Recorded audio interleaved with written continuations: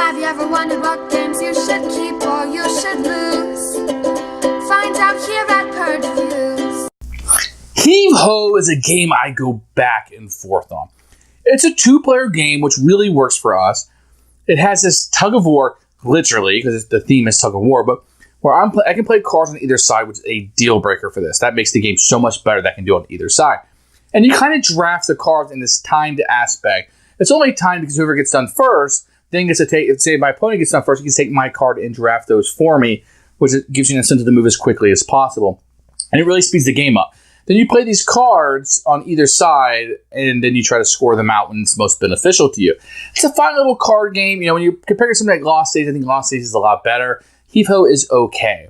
It goes 5 rounds, which I feel is a little long. I probably prefer 3. And they probably do 5 to take some of that luck out of it. That's probably why it's 5. I feel like 3 is a much better number because I just kind of, at that point, I'm like, okay, I'm doing the same thing over and over and over again each round.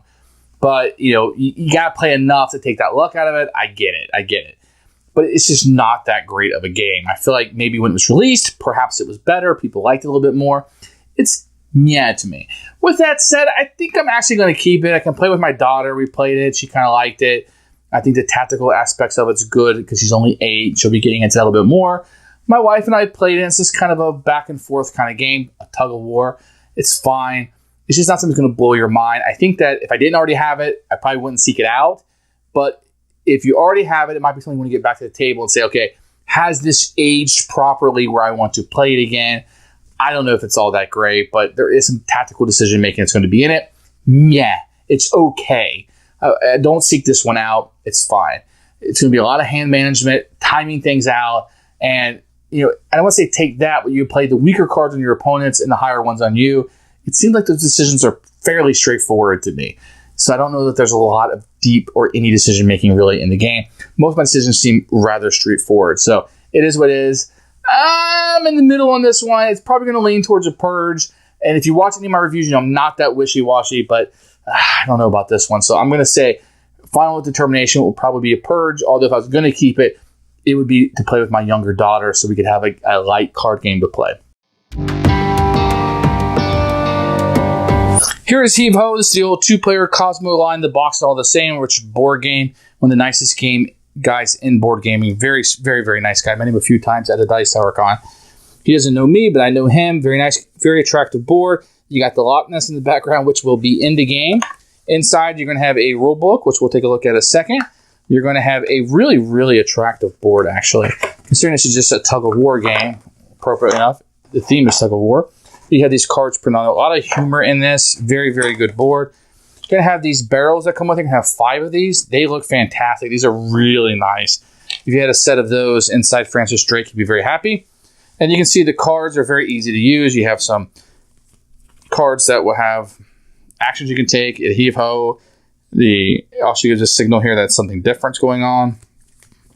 A lot of humor. You know, this guy's really small. He's a weakling. One of the funny things, all the stronger cards are women. And they get, like this one, really, really humorous, how giant she is compared to some of the men. So they play for the humor. Mine are all sleeves. I didn't really like the quality of the cards all that well. But you can see the backs really match. Really good quality. Here is the rule book. You're going to see the goal of the game, the contents listed, but no pictures. You're going to have a little bit of how to play the game and prepare it to start out with. And this is where we're going to show you like how you draft the cards over here. The tug of war explain how all the cards work in the round and game end.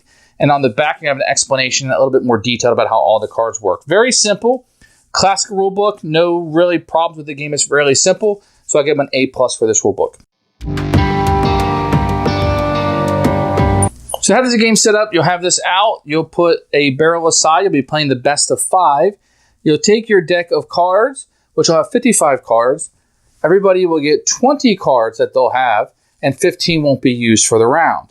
So when the first thing starts, each player will then take their cards, and you'll be doing this at the same time, and you'll look at the 2 cards, and you'll put one in your pile and one pile for your opponent, and you'll continue to do the same thing. Okay, maybe you want this in your pile and this in his pile.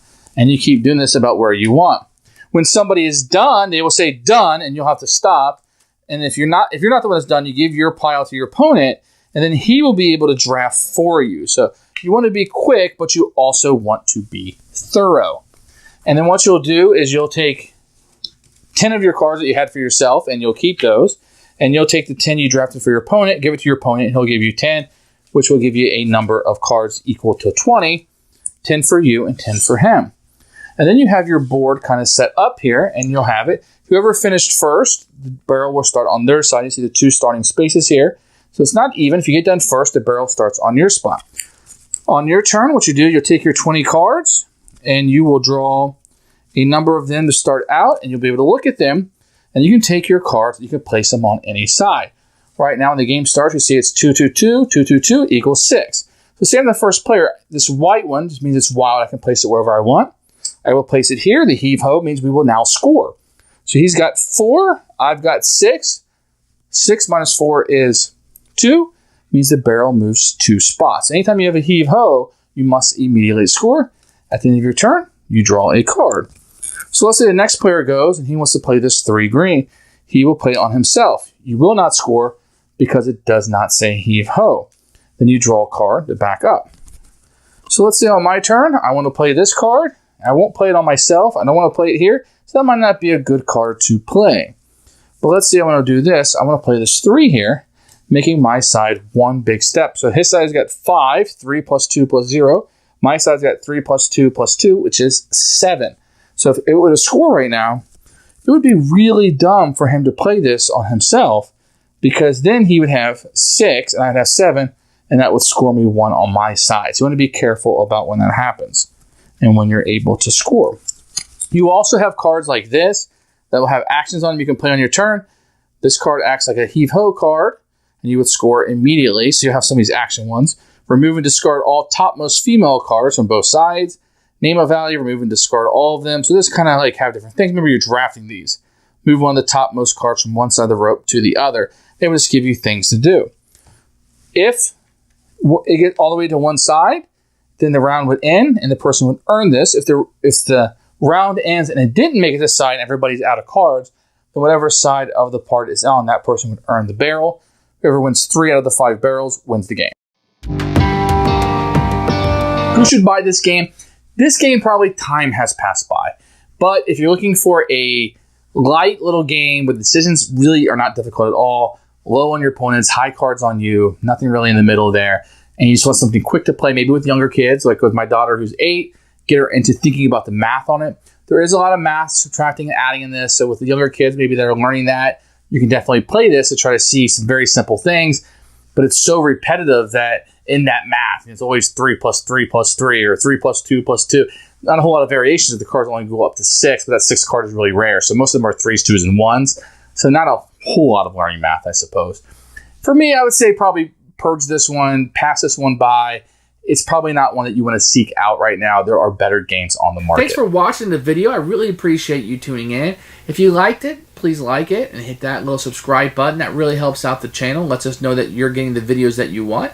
If you agreed or disagree with what I said, feel free to comment below. I'd love to hear what you have to say, and I promise that I will comment back. Thanks for watching, and everybody else, keep playing.